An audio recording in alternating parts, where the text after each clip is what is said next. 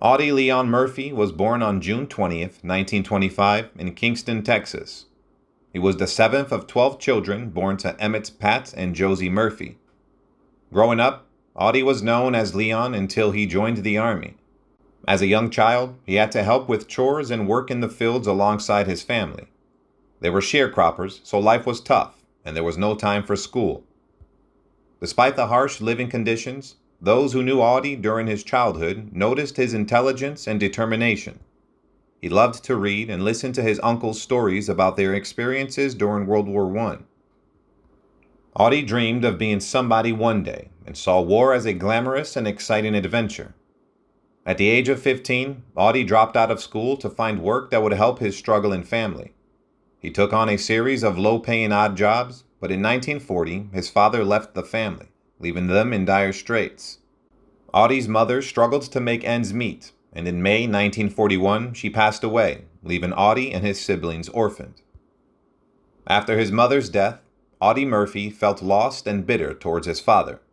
He knew that his lack of education and opportunity meant that he might never escape the poverty that had trapped his family. Determined to make a better life for himself, 17-year-old Audie tried to enlist in the military. However, he was rejected by both the Marines and the Army due to his age and small stature. Audie didn't give up, though. He waited until he turned 18 and tried again. The Marines still weren't interested, but on June 30th, 1942, he was finally inducted into the Army and sent to boot camp for combat infantry training. Audie excelled at marksmanship and quickly developed into a disciplined soldier. In late January 1943, he shipped out to North Africa and was assigned to Company B, 1st Battalion, 15th Infantry Regiment, 3rd Division. Audie's service record began to take shape when he was sent to the island of Sicily on July 10th. He proved to be an aggressive and audacious soldier who remained level-headed in the face of danger. He quickly earned a reputation as the ideal soldier. Audie Murphy's experience in war was not quite what he had expected it to be. He had romanticized war as a child, but 10 seconds after the first shot was fired at him by an enemy soldier, combat was no longer glamorous. He was afraid, and fear was always beside him. But he knew that he needed to stay alive. Murphy observed, quote, "Sometimes it takes more courage to get up and run than to stay. You either just do it or you don't. I got so scared the first day in combat, I just decided to go along with it." Murphy and his battalion headed north through Sicily. Their first enemy encounters were with Italian troops who proved to be easy to subdue, but they later faced tougher and well-trained German soldiers. From his experiences in Sicily, he gained a healthy respect for his German counterparts. By mid-August of 1943, however, Sicily was in Allied hands. After a period near Naples in late November and early December of 1943, the 3rd Division received its next orders, an amphibious landing at Anzio, followed by a quick thrust north to Rome. Murphy missed the actual landing, but he rejoined his division as they waited on the beachhead for reinforcements. The delay proved costly, however. Within days, the Germans had moved some 125,000 troops into position. The battlefield was chaotic and intense as the Germans bombarded the Allied ground troops with artillery fire. Amidst the chaos, 19-year-old Murphy found himself in a leadership position when his company commander was wounded. He bravely stepped up to lead his men, determined to do whatever it takes to keep them alive. Despite Murphy's heroism, the Allies were no match for the Germans, and they were eventually forced to retreat. The soldiers found themselves taking refuge in cold, muddy foxholes and trenches for several months while under constant fire. It was a grueling and exhausting experience that tested their endurance and willpower. During this time, Murphy was promoted to platoon leader, a testament to his bravery and leadership skills. His courage on the battlefield did not go unnoticed, and he earned his first medal, the Bronze Star, in March 1944. He had single-handedly taken out a German tank, an act of bravery that earned him the respect of his fellow soldiers. In May of that same year, Murphy received 2 more awards, the Combat Infantry Badge and the first Oak Leaf Cluster to the Bronze Star Medal. The Combat Infantry Badge recognized his service in ground combat, while the first Oak Leaf Cluster to the Bronze Star Medal acknowledged his exemplary conduct in ground combat against an armed enemy. These awards were a testament to Murphy's bravery and dedication to his country. In the summer of 1944, the 3rd Division was given a new mission to make a landing on the southern coast of France and advance north along the eastern border. What Murphy accomplished next would be described as simply incredible by his biographer. As Murphy's battalion advanced up a hill, they encountered a group of German machine gun nests that were guarding a big gun aimed at the coast. Murphy decided to tackle the situation himself and began systematically destroying the machine gun nests along the way. His best friend in the unit joined him and refused to leave his side. As they engaged in a gunfight with the enemy troops, the Germans suddenly indicated they were ready to surrender. Murphy was suspicious, but his friend stood up. In a fit of rage, Murphy killed the Germans who had shot his friend and continued up the hill, destroying another machine gun nest and securing the area for the Allies.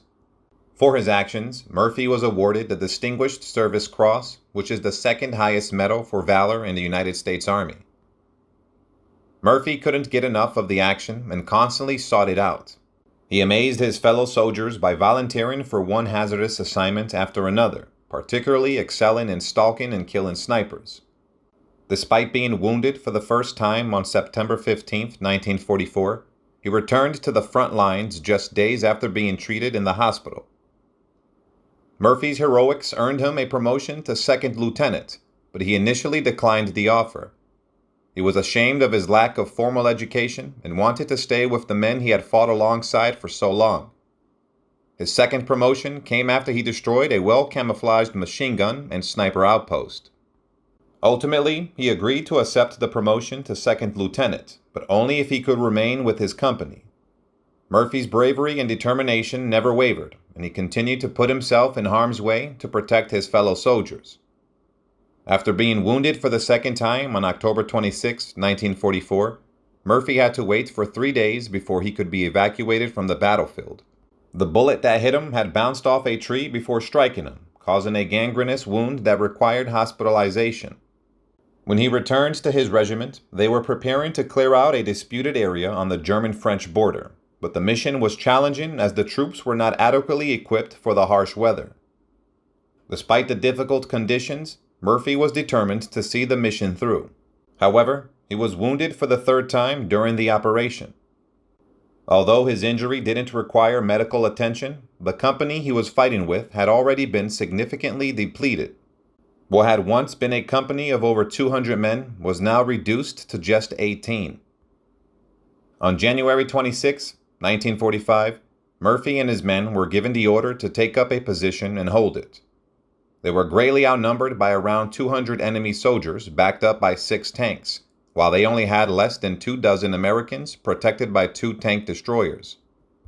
In the opening minutes of the battle, Company B's machine gun squad was wiped out. One of its tank destroyers slid into a ditch and had to be abandoned, and the other tank destroyer was hit by artillery fire.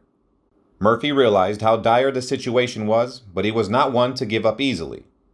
Despite being greatly outnumbered and outgunned, Murphy displayed immense bravery under fire, directing artillery fire into the area while emptying his gun at the advancing Germans. He then noticed a burning tank destroyer about 10 yards away, and he realized that its machine gun appeared to be undamaged. Without hesitation, he ran over, jumped onto the tank destroyer's turret, and started firing the machine gun as he continued to direct the ongoing artillery barrage. He fought fiercely for at least 30 minutes, possibly even an hour, on his own, killing or injuring around 50 enemy soldiers. The Germans were eventually forced to retreat. However, Murphy was knocked unconscious for a moment and, when he came to, he walked on weak, exhausted, and in a bit of a daze, but miraculously uninjured except for a slight re-injury to his legs. From a distance, he heard the tank destroyer explode back into battle, pounding at the Germans as they retreated east toward the Rhine River. By February, most of the enemy forces remaining west of the Rhine had surrendered, giving the 3rd Division a little time to relax, followed by a few weeks of rest behind the lines. Murphy was promoted to 1st lieutenant during this time. Training began for a German invasion at the end of the month, but Murphy was not assigned to the front lines. To keep him out of combat, his superiors assigned him as a liaison officer with the 15th Infantry. Despite this, Murphy managed to put himself in dangerous situations from time to time, including one instance where he raced to the front lines to lead Company B out of harm's way. After spending weeks engaging in similar operations that suited his taste for action and thrills, Murphy found himself on a train to the French Riviera, where he had hoped to enjoy some rest before returning to command Company B at its headquarters just outside Salzburg, Austria. It was there that Murphy officially received his Congressional Medal of Honor on June 2, 1945, just a few weeks shy of his 21st birthday. The ceremony capped a truly remarkable 2 years that saw him become the most decorated soldier in United States history, ultimately awarded a total of 37 medals, 11 of which were for valor. Murphy returned to the United States as a larger-than-life hero, a shy Texan whose smiling face adorned the covers of news magazines. He marched in victory parades and made personal appearances before cheering crowds. However, his post-war life was notable for its modest successes and major troubles. Restless, he couldn't seem to find his niche and took little pleasure in ordinary existence. In late 1945, Murphy headed to Hollywood to pursue a film career. Although he appeared in a string of low-budget westerns and war movies over 20 years, he turned in only a couple of truly remarkable performances. Audie Murphy's success in Hollywood continued with his performance in the 1951 film The Red Badge of Courage, where he portrayed a young Civil War soldier, earning him great reviews. 4 years later, Murphy starred in the movie adaptation of his autobiography, To Hell and Back, which was a critical and commercial success. In the early 1960s, Murphy explored his musical talents, dabbling in songwriting and producing several country western tunes. Despite his professional accomplishments, his personal life was plagued by turmoil. He slept with a loaded gun under his pillow for years, struggled with guilt over his wartime experiences, and mourned the loss of friends who never returned from war. To cope with his emotional pain, Murphy became addicted to prescription drugs. The once heroic soldier and Hollywood star found himself struggling with addiction and emotional distress. On a tragic day, May 28, 1971, Murphy and 5 others lost their lives in a plane crash during a business trip. The news of his death was a great loss to the nation, as he had once been a true hero. In honor of his bravery and service, Murphy was laid to rest at Arlington National Cemetery with full military honors. The ceremony was a fitting tribute to a man who had sacrificed so much for his country. Goodbye and rest in peace, Audie Murphy.